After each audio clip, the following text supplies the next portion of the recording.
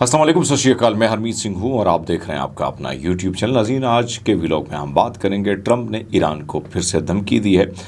قطر میں کیا ہونے جا رہا ہے اس پر بات کرنا ضروری ہے۔ افغانستان اور پاکستان کے درمیان حالات پھر سے کشیدہ ہیں۔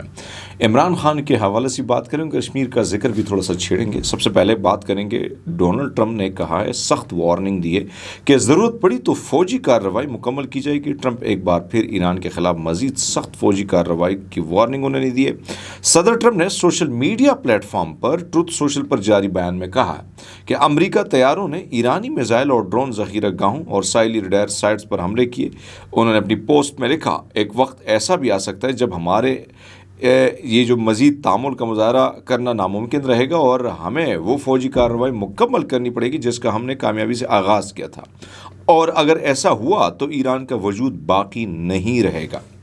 ایک طرف تو یہ بات کریں، دوسرے میں آپ کے سامنے چیزیں جو رکھ رہا ہوں کہ معاملہ جو ہوا ہے، یعنی اس کے بعد پھر کیا ہوا ہے۔ ظاہری بات ہے، امریکہ کو اپنا بھی پرابلم تو ہے نا، دنیا میں وہ یہ کہتا ہے کہ میں بڑے معاملات میں سیٹل کر رہا ہوں، وہ کر رہا ہوں، لیکن اب معاملہ یہ ہے کہ ایک طرف تو ایران نے کہا ہے کہ ہمارے جو پیسے ہیں نا، یعنی $12 ارب منجمد ایرانی فنڈز جو ہے اس میں $6 ارب ریلیز کیے جائیں۔ یہ کون کہہ رہا ہے؟ ایرانی صدر کہہ رہے ہیں، قطر میں ہمارے جو پیسے ہیں بھائی سب ہمیں ریلیز کر دو۔ پھر وہ ایران عمان مشترکہ کمیٹی کا اجلاس ابنۂ ہرمز کے مستقبل کے انتظام پر گفتگو ہوئی ہے۔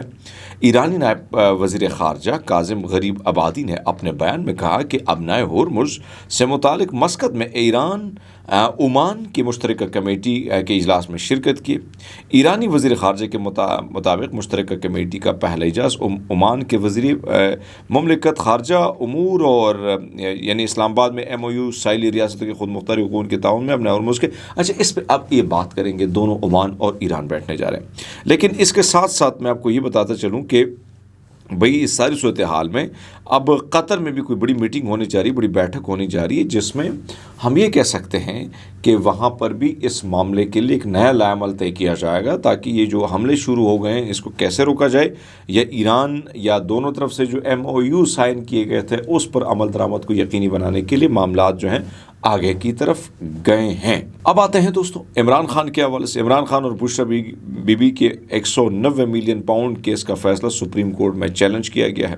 عمران خان اور بشرا بیگم یعنی اسلام آباد ہائی کورٹ کا فیصلہ چیلنج کرتے ہوئے سزا معطلی کے لیے انہوں نے سپریم کورٹ سے رجوع کیا ہے۔ اسلام آباد ہائی کورٹ نے عمران خان اور بشرا بی بی کی سزا جو ہیں معطلی کی اپیلیں خارج کی تھیں۔ عمران خان اور بشرا بی بی کی جانب سے دائر درخواستوں میں کہا گیا کہ سزا معطلی کی درخواست مسترد کرنا انصاف کے تقاضوں کے خلاف تھا۔ درخواست قابل سماعت مان کر بھی کیس کے نکات نظر انداز کیے گئے۔ دوران قید بے نیائی کا عرضہ لاحق ہے، علاج کے لیے جیل سے باہر منتقل کیا جائے۔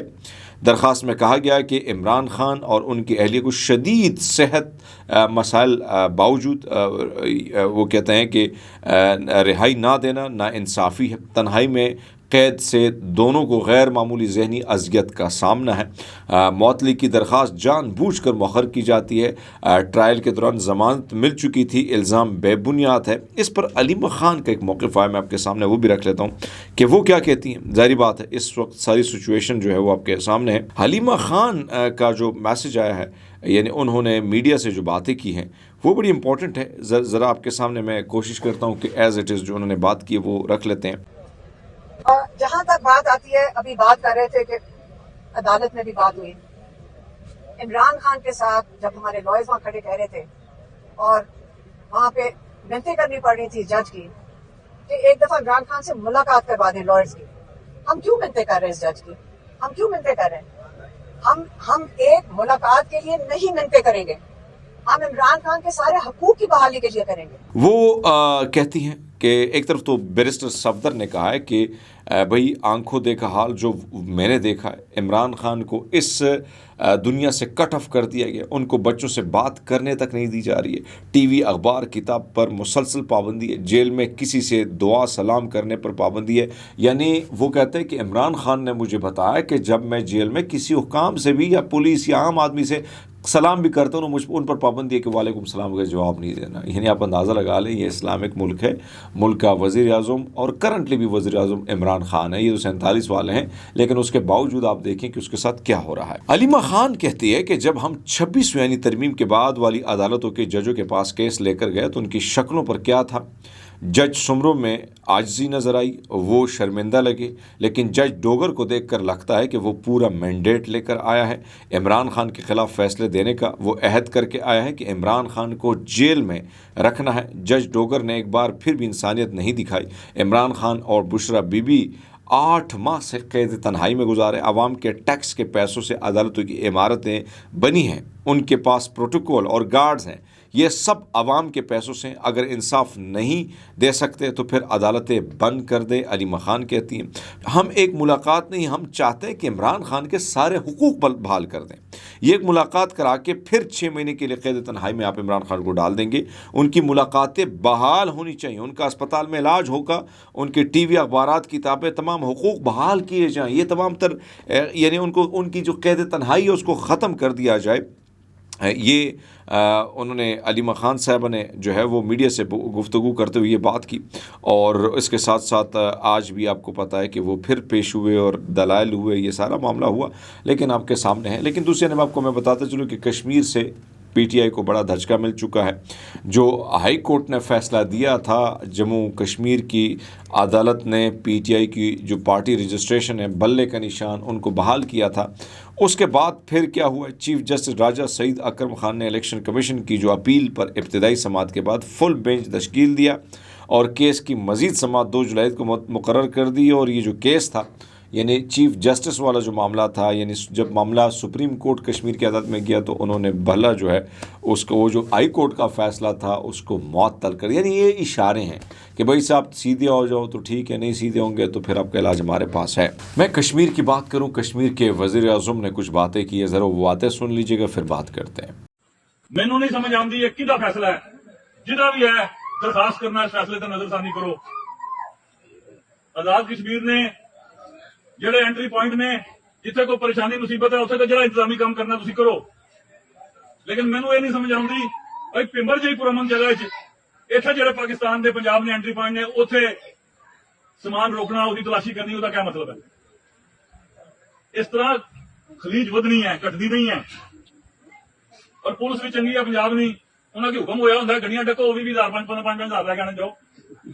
ये कश्मीर के साबिक़ा वज़ीर आज़म हैं और बड़े एक्टिव हैं। उन्होंने कहा कि देखें हम जो पंजाब से रिलेटेड गाड़ियां हैं ना, पंजाब से रिलेटेड जो इलाके हैं, हम में से तो बहुत सारे लोग एहतजाज में शामिल नहीं, फिर हम पर क्यों आपने आटा, चीनी, चावल, दालें बंद कर रही हैं। यानी ये बात जब बीबीसी ने की तो बीबीसी के रिपोर्टर ने फिर बेचारे को, कश्मीर का एक रिपोर्टर, उसने कहा कि जो मैंने रिपोर्टिंग की वो हुकूमत पाकिस्तान को या किसी को बुरी लगे उसके लिए मैं माज़रत चाहता हूँ। बीबीसी का ये रिपोर्टर कह रहा है। और बाकायदा जब उनको ये इंस्ट्रक्शन दी जा रही थी, सामने कोई स्क्रिप्ट था उसके। अब उनका वज़ीर आज़म भी ये बोल रहा है कि भाई साहब ट्रक बंद है, अद्वियात का मसला है। मेरी कुछ जो ग्राउंड पर काम करने वाले साफ़ी हैं उनसे मेरी जब बात हो रही तो वो कहते हैं मुश्किलात बहुत ज़्यादा हैं, लोगों के घरों में खाने का इशू है, ये सारी चीज़ें चल रही हैं।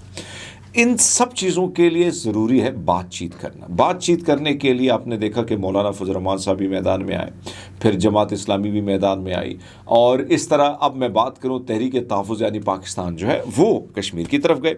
जब उन्हें नाके पर रोका गया तो शाहिद खाकान अब्बासी ने गुफ्तगू की। शाहिद खाकान अब्बासी ने कहा कि महमूद खान अचकज़े, अल्लामा राजा नासिर अब्बास साहब जो हैं वो पुलिस के रूबरू उन्होंने बातें भी की। मैं चाहता हूँ कि अल्लामा साहब ने क्या बातें की हैं वो ज़रा सुन लीजिएगा। ये कहूटा चक्कियाँ चेक पोस्ट है जहाँ पर अल्लामा साहब ने बड़ी खूबसूरत गुफ्तगू की है, ज़रा सुन लीजिएगा। बेचारे इनका देखे हमारे भाई मजबूर है ना भी गए, इनका खड़ा होना ऐसे ये मजबूरी की निशानी है। हम आपको खराब नहीं करना चाहते हैं, आप हमारे नजदीक मोहतरम है ना, लेकिन आप वाकया ना हमारा कोई वो नहीं है। आप मजबूर हैं, आपकी रिस्क है, रोटी है, बच्चे हैं, आपके घर हैं, आपके प्रमुख देखिए ना। हाँ नहीं बोलूंगा, इसके बाद नहीं बोलूंगा, ये आखिरी बार कह रहा हूँ, यकीन करें। आप हमारे भाई हैं, बस ठीक है। इंशाल्लाह एक दिन आएगा आप भी आज़ाद हो जाएंगे हमारे साथ इंशाल्लाह।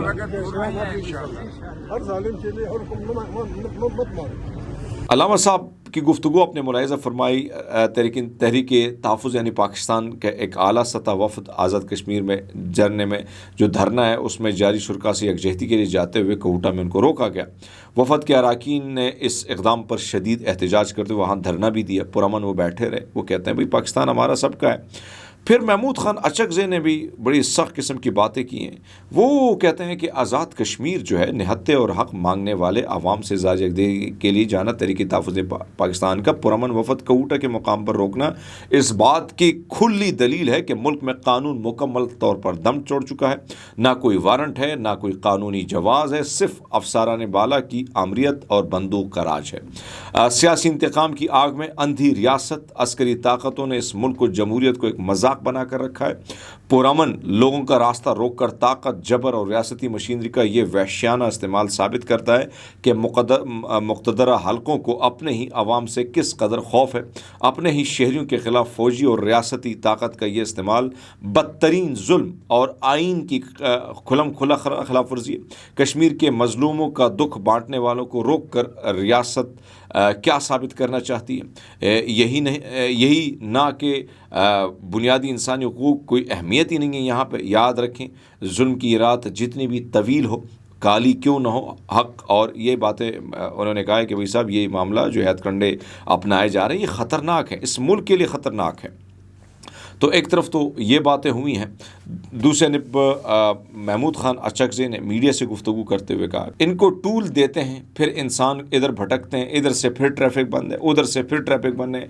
हमने मशवरा किया है कि सब की राय यही बनती कि बस मजबूरी है, हम वापस चले जाते हैं प्रेस क्लब में। वहाँ फिर लोगों को बताते हैं कि यानी वहाँ पर क्या हमारे साथ क्या हुआ, बाकी आप क्या करोगे। पख्तून, बलोच जो है फ़लाने, ये इल्ज़ाम था कि वो बंदूक के लोग हैं और दहशतगर्द हैं और तशद्दुद वाले लोग हैं। कश्मीरी तो शरीफ लोग हैं, कश्मीरी तो चाकू छुरी बंदूक से दूर लोग रहने वाले लोग हैं। उनको आपने क्यों इतना मजबूर किया कि कमेटी जो है वो के कुछ दिन यानी कल वो ईदगाह पे जो उनका इज्तिमा था लाखों में लोग थे, एक कहता है 80 थे, 90,000 थे। कमेटी क्या चाहती है? हम चाहते हैं उनसे बात करें, उनसे अगर उनमें से गलती हो तो उनको समझा दें, मामलात को सॉर्ट आउट करें। हम तो यही चाहते हैं, इसी के लिए आए। लेकिन अब मेरी इतलाती हैं कि प्रेस क्लब में आने के लिए उन्होंने प्रेस कॉन्फ्रेंस करनी है, लेकिन प्रेस क्लब ने इनकार कर दिया। अंदाज़ा लगा लें सहाफ़ियों का गला जिस तरीके से दबाया गया वो आपके सामने। लेकिन अभी सिचुएशन ये कि प्रेस क्लब भी इस पर बात करना नामुनासिब उसको लग रहा है। तो ये सिचुएशन वहाँ पर चल रही है। मकबूजा कश्मीर में फ़ौज जो है उसके ख़िलाफ़ क्या हुआ है, सड़क पर नाका लगाया था फ़ौज ने। उनके साथ मुकामी जो डीसी हैं वो पहुँचे हैं, ज़रा उसकी गुफ्तगू सुन लीजिएगा। के लिए which authority have told you CO23 से बात करा जरा CO23 से बात करा what is this nonsense 5,000 गाड़ियों पीछे जाम लगाया हुआ है। क्या हो गया सर? हमने नाका थोड़ी लगा रखा है सर इधर। हम तो जो गाड़ी निकलवा रहे हैं फंसी हुई गाड़ी है इधर। I will register FIR. If you do this, I will register FIR. इसका फोटो खींचो लड़के का, इसका फोटो खींचो, ये उठाओ पर। इसका भी फोटो खींचो, इसका भी फोटो खींचो। आज गोई को रजिस्टर कमांडर से बात करा, कमांडर से बात करा। हेलो हेलो सब ठहरो ठहरो। अरे सर इधर से हमने निकाल ली। रुको रुको रुकिए सर, रुको अभी मैं I'll speak to commander. I'll speak to commander. What is this nonsense? Who told you? Who has authorized you? भाई अरे बनाने देना, इधर मैं बना रहा हूँ। ये जल्दी से करने दे रहे नहीं, पहले आप ये सर यहाँ पहले जाम फंसा हुआ था, यहाँ छूट गई, इधर से भी छूट गई। ये आपको अभी लग रहा है। गुफ्तगू आपने सुनी, आप सोचेंगे कि ये पाकिस्तानी कश्मीर है। नहीं, ये भारतीय कश्मीर है जहाँ पर फौज ने नाका लगाया था। डीसी वहाँ गया, कहते तुम्हारी औकात क्या है, मैं तुम लोगों के ऊपर पर्चा काटूंगा और तुम्हारी सारी गाड़ियाँ जब्त कर लूँगा। सोचें, क्या यही हो सकता है यहाँ पे? बिल्कुल नहीं हो सकता है। लेकिन वहाँ की पुलिस कितनी तकड़ी है, आइन कानून पर किस तरह अमल दरामद हो रहे हो आपके सामने। यानी वो डीसी कह रहा है फौजियों को कि नाका हटा दो अपना, नहीं हटाओगे तो आपकी गाड़ियां सब कुछ मैं जब्त कर लूँगा।